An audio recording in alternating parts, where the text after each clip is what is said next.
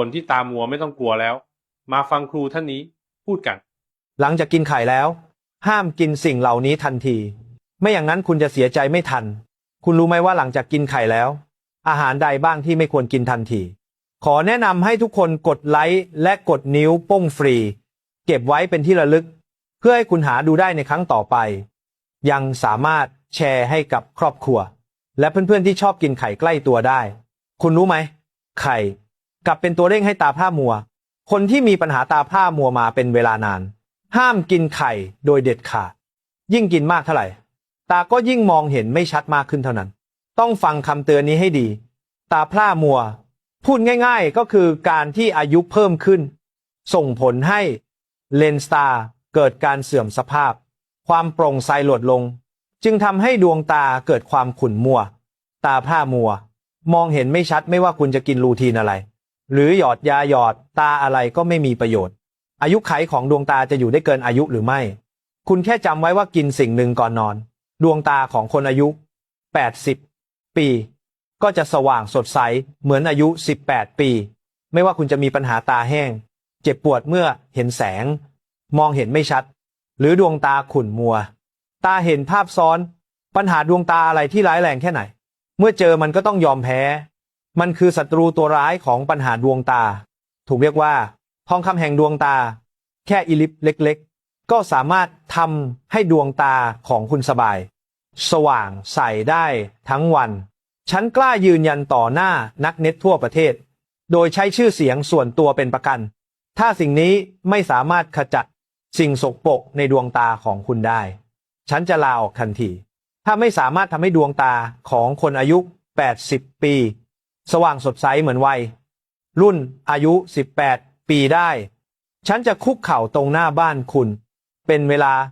3 วัน 3 คืนนี่คือยาวิเศษสำหรับบำรุงดวงตาที่ผู้มีปัญหาสายตากำลังมองหา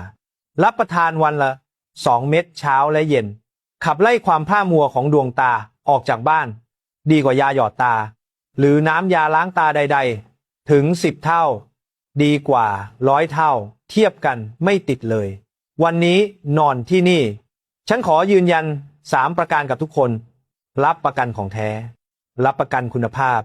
รับประกันความไม่พอใจคืนเงินหากคุณมีปัญหาตาแห้งคันบ่อยๆน้ำตาไหลเมื่อเจอลมแสบตาเมื่อเห็นแสงมองเห็นไม่ชัดเจนนี่เป็นแค่อาการเริ่มต้นเท่านั้นหากไม่ได้รับการดูแลระวังจะมองไม่เห็นอะไรเลยเมื่อถึงตอนนั้นคุณจะเสียใจเองวันนี้ที่ได้พบกับวิดีโอนี้ถือว่าเป็นบุญฉันสัญญากับทุกคนว่าทุกคนสามารถนำไปทดลองใช้1 ชุดใช้ก่อนแล้วค่อยจ่ายเงินเมื่อตาของคุณไม่แห้งไม่คันแล้วคุณค่อยจ่ายเงินเมื่อการมองเห็นชัดเจนคุณค่อยจ่ายเงินเมื่อดวงตาไม่กลัวลมไม่กลัวแสงแล้วคุณค่อยจ่ายเงินเมื่อได้รับแล้วคุณก็รับประทานวันละ2 เม็ดเช้าและเย็นอีกไม่นานคุณจะพบด้วยความประหลาดใจ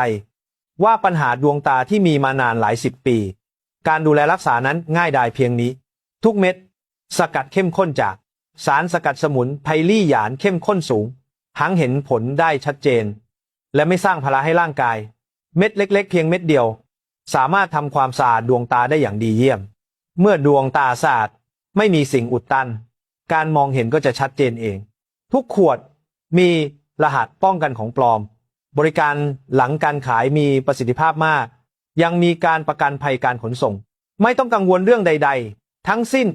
ทุกคนที่สั่งซื้อผ่านวิดีโอนี้